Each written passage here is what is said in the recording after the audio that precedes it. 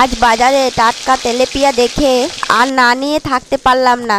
নিয়ে এসে ভাবলাম সর্ষে বাটা, পেঁয়াজ, রসুন আর টমেটো দিয়ে কষিয়ে দিই। রান্না করতে করতে এমন একটা গন্ধ উঠলো, মনটা হালকা হয়ে গেল। সব সময় বড় কিছু লাগে না, ঘরে একটা ভালো রান্না হলে দিনটা অন্যরকম হয়ে যায়। তেলেপিয়া গরম ভাত হলে আর কিছুই লাগে না। তোমরা যারা চ্যালেঞ্জে নতুন তারা চ্যালেঞ্জটিকে সাবস্ক্রাইব করে দাও। তো প্রথমে সর্ষেটা বেটে নেব।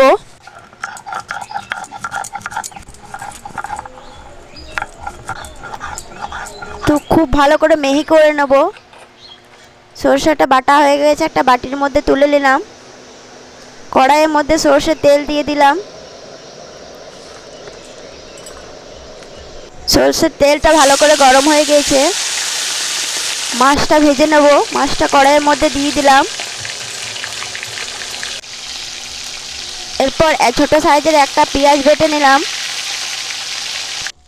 মাছটা উল্টে পাল্টে নেব। মাছ ভাজতে ভাজতে একটা ছোট সাইজের পেঁয়াজ আর অল্প কটা রসুন বাটা হয়ে গেছে। সর্ষেটা ছাকনার মধ্যে ছেঁকে নেব।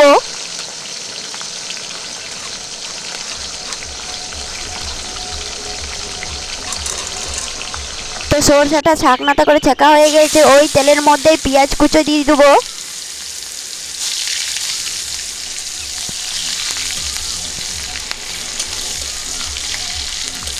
পেঁয়াজটা ভালো করে উল্টে পাল্টে নেব। কেটে রাখা টমেটো কুচো দিয়ে দেবো। পরিমাণ মতো নুন দিয়ে দেবো। ভালো করে উল্টে পাল্টে নেব।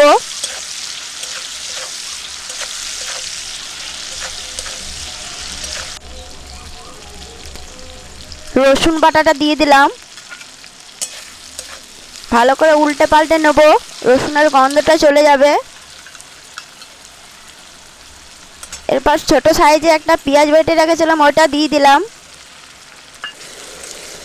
ভালো করে উল্টে পাল্টে নেব। পরিমাণ মতো হলুদ দিয়ে দিলাম।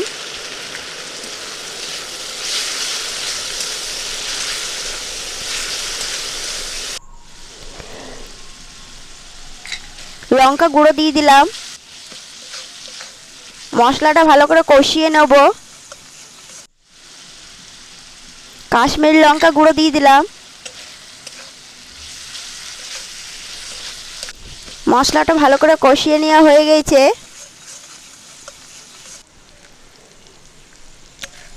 কাঁচা লঙ্কা দিয়ে দিলাম। সর্ষে বাটাটা রেখেছিলাম, ওটা দিয়ে দিলাম।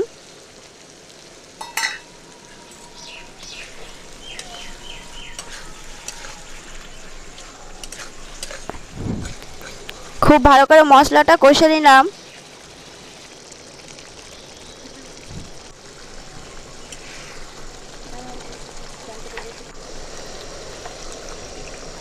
তো একটু অল্প একটা গরম জল অ্যাড করে দিলাম। সর্ষের মধ্যে এরপর মাছগুলো দিয়ে দিচ্ছি।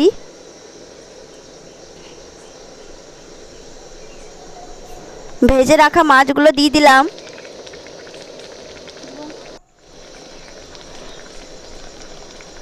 ধনেপাতা, কেটে রাখা ধনেপাতা দিয়ে দিলাম।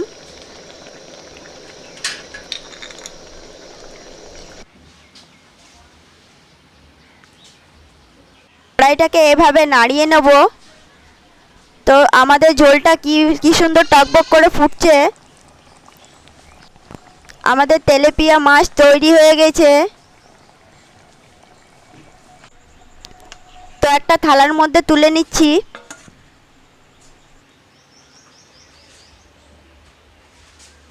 একটা একটা করে মাছগুলো তুলে নেব।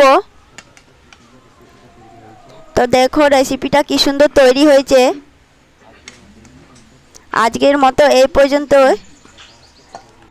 দেখা হচ্ছে পরের ভিডিওতে।